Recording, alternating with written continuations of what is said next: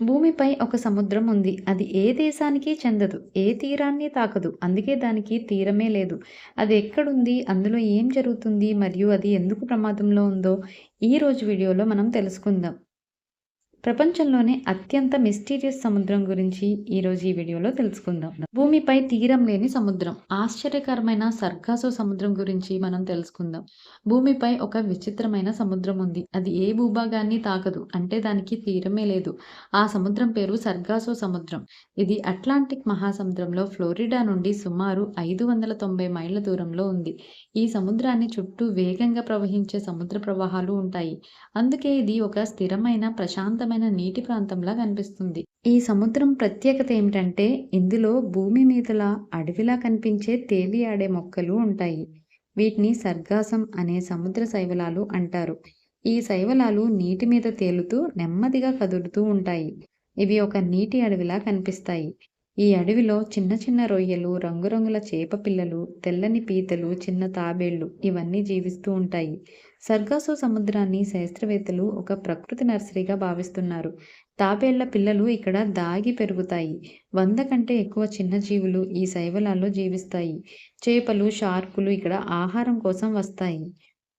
Europe, అమెరికాలోని eels అంటే పాము లాంటి చేపలు తమ జీవితాన్ని ఇక్కడే ప్రారంభిస్తాయి. చిన్నగా పుట్టి వేల మైళ్ళ దూరం నదిలోకి వెళ్తాయి. సంవత్సరాల తర్వాత మళ్ళీ అదే సర్గాసో సముద్రానికి తిరిగి వస్తాయి. అక్కడే గుడ్లు పెట్టి మరణిస్తాయి.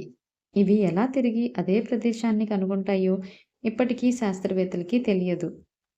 ఈ సముద్రం వేసవిలో వేడిగా ఉంటుంది. చలికాలంలో చల్లబడుతుంది. వాతావరణాన్ని ఈ సముద్రం ప్రభావితం చేస్తుంది అనే చెప్పొచ్చు.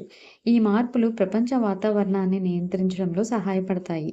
సముద్ర ప్రవాహాలను ప్రభావితం చేస్తాయి. ఇది కార్బన్ డయాక్సైడ్ను కూడా గ్రహించి భూమిని చల్లగా ఉంచడంలో సహాయపడుతుంది. ఇప్పుడు ఈ సముద్రం ప్రమాదంలో ఉంది.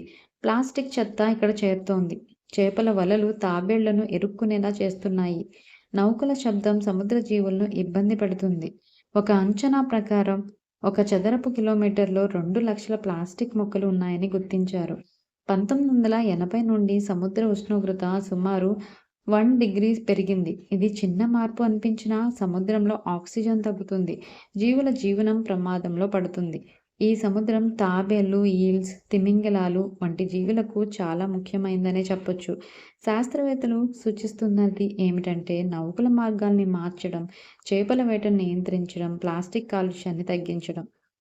సర్గాసో సముద్రం ఒక సాధారణ నీటి భాగం కాదు. ఇది జీవులకు ఆశ్రయం, వాతావరణ నియంత్రణ కేంద్రం, భూమి ఆరోగ్యానికి కీలకం. ఈ ప్రశాంత సముద్రాన్ని కాపాడకపోతే భవిష్యత్తులో పెద్ద సమస్యలు ఎదురవుతాయి. ఇలాంటి ఆసక్తికరమైన మరికొన్ని వీడియోస్ కోసం మన ఛానల్ని సబ్స్క్రైబ్ చేసుకోండి. Thanks for watching.